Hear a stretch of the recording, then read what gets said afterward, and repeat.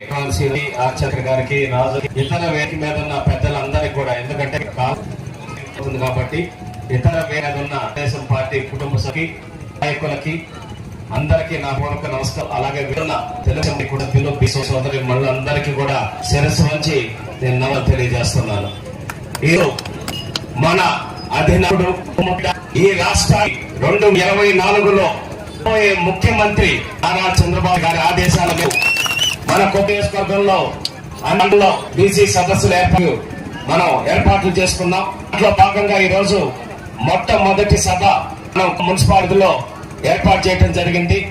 ఈ కార్యక్రమాన్ని ఇంత అద్భుతంగా ఏర్పాటు చేసి కోఆర్డినేట్ చేసేటువంటి బీసీసీఎల్ అధ్యక్షుడు మురళి గారికి, అలాగే టౌన్ అధ్యక్షుడు సతీష్ గారికి, ఇతర నాయకులు టౌన్ పార్టీ అధ్యక్షులు కావచ్చు, ఇతర నాయకులు అందరికీ కూడా పేరు పేరున నా హృదయపూర్వక ధన్యవాదాలు, అభినందనలు తెలియజేస్తున్నాను. అయితే ఈరోజు జగన్మోహన్ రెడ్డి గారు తెలిస్తే మాట్లాడతాడు, నా ఎస్సీలు, నా ఎస్టీలు, నా బీసీలు అని చెప్పేసి ప్రతి మీటింగ్ లో కూడా.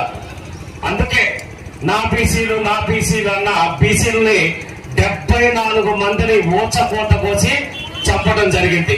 ఎంతమందిని? 70 మంది నా బీసీలు అని చెప్పి 5,000 పైచలకు బీసీ కుటుంబ సభ్యులు కావచ్చు, నాయకులు కావచ్చు, వాళ్ళందరి మీద దాడులు చేసి కేసులు పెట్టి వాళ్ళందరినీ చిత్రహింసలు పెట్టడం జరిగింది. అన్నిటికన్నా చాలా అంటే చాలా బాధాకరమైన అంశం రేపల్ల నియోజకవర్గంలో జరిగింది. అమర్నాథ్ గౌడ్ అని చెప్పనేసి 15 సంవత్సరాల అబ్బాయి, మనందరి ఇళ్లలో ఉన్నటువంటి బిడ్డ, వయసు 10th క్లాస్ చదువుకుంటున్నాడు. వాళ్ళ అక్కని వైఎస్ఆర్సీపీ సంబంధించిన నాయకుడు వెంకటరెడ్డి అనే వ్యక్తి వేధిస్తున్నాడు రోజు కాలేజీకి వెళ్ళేటప్పుడు అని చెప్పనేసి. ఎందుకు వేధిస్తున్నారు మా అక్కనని చెప్పేసి ప్రశ్నించిన పాపానికి, అంటే దయా దాక్షిణ్యాలు కూడా లేకుండా గంజాయి మత్తులో నోట్లో గుడ్డలు కుక్కి అబ్బాయి ఉదయం పూట ట్యూషన్ కి వెళ్తుంటే లాక్కెళ్ళి పొలంలోకి లాక్కెళ్ళి చెట్ల మధ్య నోట్లో గుడ్డలు కుక్కి పెట్రోల్ పోసి తగలబెట్టి చంపారు. అంటే ఎంత ధైర్యం ఉంటే, అంటే మేమేం చేసినా కూడా చెల్లుబాటు అవుతుంది, మాత్రం మమ్మల్ని పాడుతుంది, పోలీసులు ఏం చెయ్యలేరు అనేటటువంటి ఎంత ధైర్యం ఉంటే ఒక బిడ్డని ఎట్లా ఆ విధంగా కర్కశంగా నోట్లో గుడ్డలు కుక్కి పెట్రోల్ పోసి చంపుతారు? ఒక్కసారి కూడా బీసీ సోదరులందరూ కూడా ఆలోచించాలి.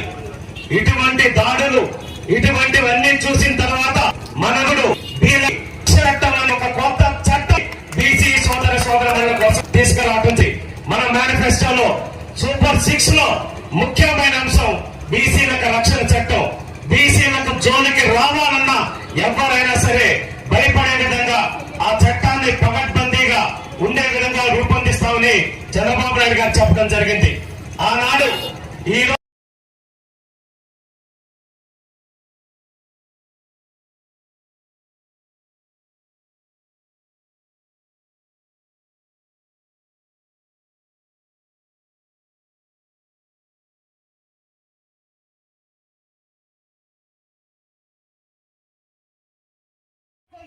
లక్ష ఓట్ల మెజారిటీ చంద్రబాబు నాయుడు గారికి తెచ్చి మన కుట్టాన్ని ఈ 35 సంవత్సరాల్లో ఎంత అభివృద్ధి చెందిందో దానికి మించిన అభివృద్ధి చేసుకునేదానికి మనమందరం కలిసికట్టుగా అడుగులు వేద్దామని వైఎస్ఆర్సీపీ నాయకులు కూడా నేను విజ్ఞప్తి చేస్తున్నా.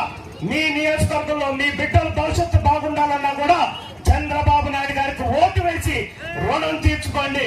తద్వారా ఈ నియోజకవర్గాన్ని అభివృద్ధి చేసుకుందాం. మీ అందరి బిడ్డల భవిష్యత్తు కూడా బాగుంటేనే తెలియజేసుకుంటూ ఈ రోజు ఇంత అద్భుతమైన కార్యక్రమాన్ని ఏర్పాటు చేసిన ప్రతి ఒక్కరికి పేరు పేరున మనస్ఫూర్తిగా శిరస్సు ఉంచి ధన్యవాదాలు.